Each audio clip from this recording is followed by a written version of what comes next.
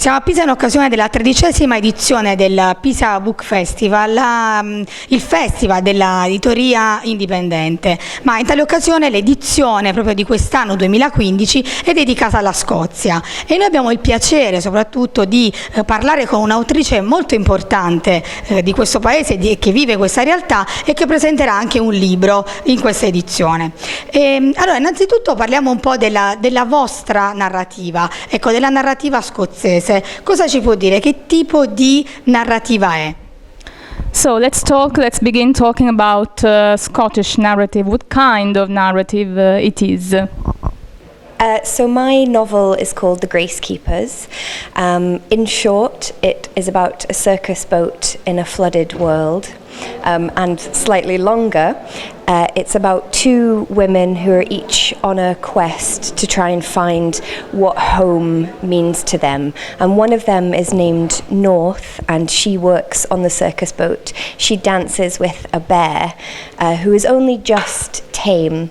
And our other main character is called Callanish, and she is the gracekeeper of the title. And what that means is that the world is flooded, so when people die, they can't be buried in the ground. So instead, they are sunk down into the sea, and above them is floated a bird in a cage, and the bird is known as a grace.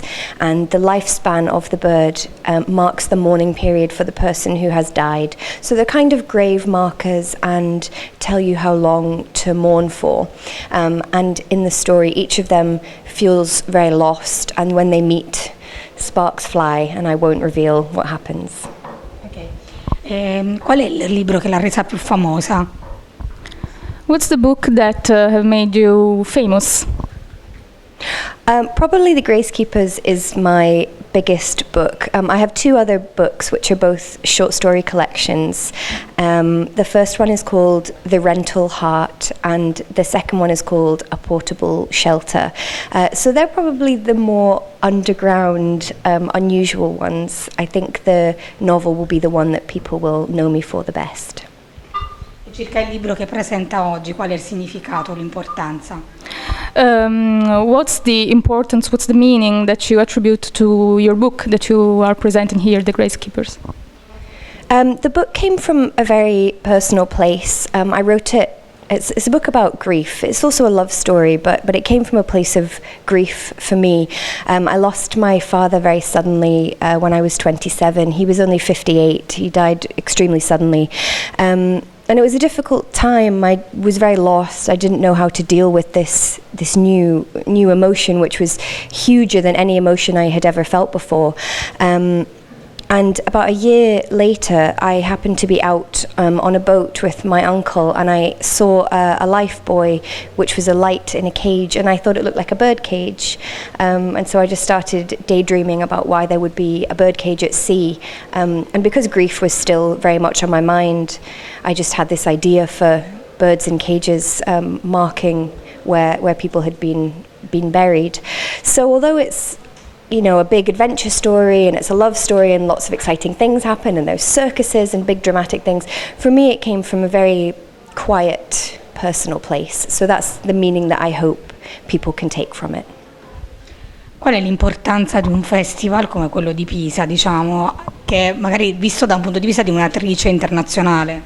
What's the importance that you give to a festival like this from your point of view as an international writer? It's really a huge honour to have been asked to come here to Pisa. It's such a beautiful place. I've never been here before and I'm absolutely loving it. But the fact that writers from Scotland, which really is a tiny little country, but we seem to have produced an awful lot of writers, both historically and nowadays. There are so many working writers in Scotland at the moment whose books are published and read all over the world. So it's really an honour to be asked to represent, even in a small way, the literature of Scotland. Because I'm very proud of it. I'm proud of Scotland, and I'm proud of the books that we produce and the stories that we can tell about our homes and our ways of thinking, and that we can share them and hopefully take something back from Pisa to Scotland as well. C'è qualche autore magari italiano che le piace, come si sente affine? Is there any Italian author that you feel, I don't know, that you like or that you feel keen to, near to? in your style? Similar to you. No, but I would love to read more Italian authors. I read some Italian folk tales and fairy tales when I was studying at university in translation. I'm afraid my Italian is non-existent, but I loved them. I loved the imagery and the worlds that were created, and I would really love to read more.